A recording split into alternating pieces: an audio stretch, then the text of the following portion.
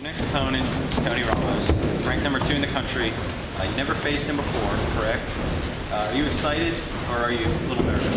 I'm actually pretty excited just because, one, I like wrestling people that have never wrestled before.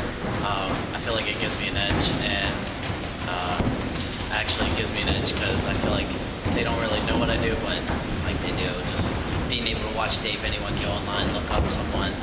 But I don't know, and also the experience of being out in Carver Hawkeye Arena. It's just like, it'll just be like being at Nationals, just preparing us for the end of the season. Talk a little bit about the arena. What do you think, what are your expectations of the crowd? Apparently it's going to be a hostile crowd, I'm sure.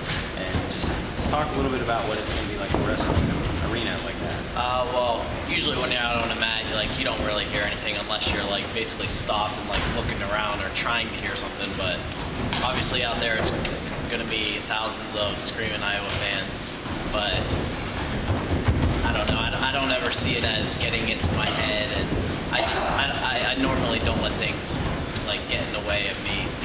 What my goal in the match, I never let it bother me. What are your expectations going into the match? As personally against Ramos and as a team. They're ranked number 2 in the country. It'll be a tough test for fighting Scots. Well, for me, I believe if I can go in there and get on top, hopefully do some of my work, and hopefully it turns out in my favor.